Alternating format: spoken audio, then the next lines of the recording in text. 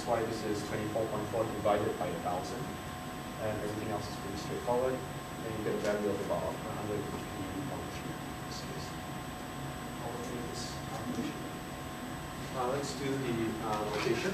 So things to remember again. So first thing that you do is get the moment of inertia. To get the moment of inertia, you need to figure out the reduced mass. So 12 times 16 over 12 plus 16. Again, you need to convert this to kilograms. And don't forget to put in r squared, and r must be in meters. So since this was in angstroms, this is correct, 10 to the minus 10 meters.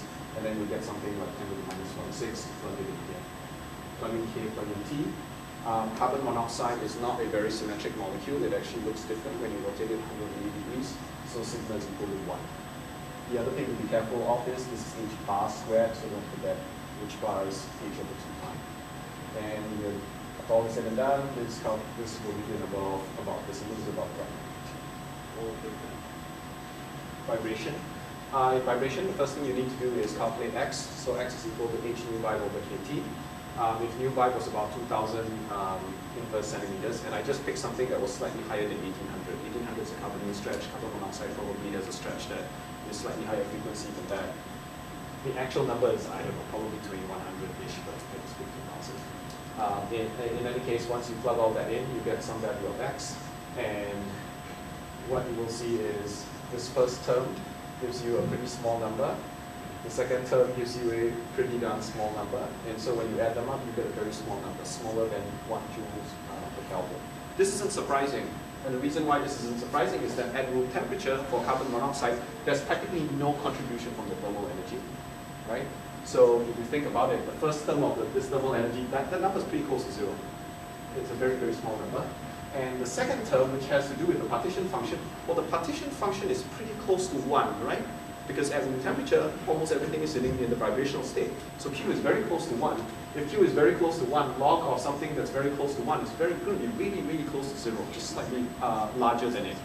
So this shouldn't be surprising. If you were to repeat this calculation using 1,000 degrees C or 1,000 Kelvin, whatever I asked you to do in there, what will change is this number will change right here, changing this number, hence changing all these numbers. And you would find that this is still just 2 to 3 joules per Kelvin when you do the calculation. Make sure you can do it. So even at pretty high temperature, the vibrational entropy doesn't have much of a contribution. Okay? So in terms of how do these compare, highest number, about 3 times larger than this number, practically doesn't contribute. If you looked in appendix at the back of your Chem textbook, and you looked at the standard molar entropy for carbon monoxide, you'll get about 197 joules per Kelvin. And if you notice, this number plus this number plus this number is slightly over 197.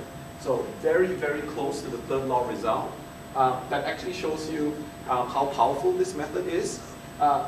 I didn't need to do a single experiment to do this. This was all calculated. All the entropies were calculated from scratch. Didn't need to figure out how to do the low temperature experiment and then raise the temperature to get the actual number. If you were to do this for, say, the noble gases or very, very simple molecules like this, you will pretty much get the same result as the third law result. If you start to do larger, more complicated molecules, one of the things that will happen is these calculated entropies will be slightly higher than the third law result. And let me talk about why that is. So in fact, this number is slightly higher than the third law result, but it's higher by point something joules per Kelvin, right? It hardly made a difference. One of the reasons is if you think about the third law experiment says you take a substance, you pretty much freeze it as close as you can to 0 degrees Kelvin, and then you assume that if you got it at close to 0 degrees Kelvin, its entropy is 0, and it's forming a perfect crystal. Okay. Then you heat it up. In the noble gases like helium, neon, argon, krypton, and xenon, whenever you cool them to a very low temperature, you don't even have to hit 0 Kelvin. You come pretty close, you will pretty much form a perfect crystal. In carbon monoxide, you could have slight imperfections in the crystal as you cool it. And the reason why you could have slight imperfections is, for example, in the solid, you might think that all the carbon monoxide molecules might line up this way. and I lined them up this way because I wanted to line them up according to a dipole, right? But you might have, as you cool the crystal, maybe one of these guys is lined up, I'm going to say incorrectly, from the perfect crystal, for example. That means that you can have a few different arrangements due to a crystal that's not perfect. Because of that, there is a slight entropy due to this imperfection that you don't catch in the third law experiment. This calculation will pretty much catch everything, right? Because you're doing, this is the translation, this is the rotation, this is the vibration. And so for larger, more complicated molecules where you can have different possible conformations in the crystal state that's very, very cold, what you will find is that this calculation will be slightly higher than the third law result because the third law doesn't quite catch all this at this experiment. Well, back to when you were talking about the noble gas crystals, yep. What do like neon, argon, and krypton freeze at? So helium is very, very low. It's like -4 to be a liquid, or 4. Yeah, it's about negative. Sorry, it's about 4 degrees Kelvin. It's pretty close. So you got to get down really low. I don't remember what neons. Neons is probably in the 10s to 50s Kelvin.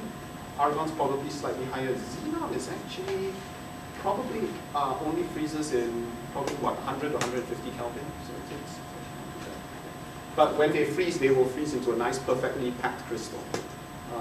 So you tend not to have these imperfections because they are atomic. Questions? Can we do it?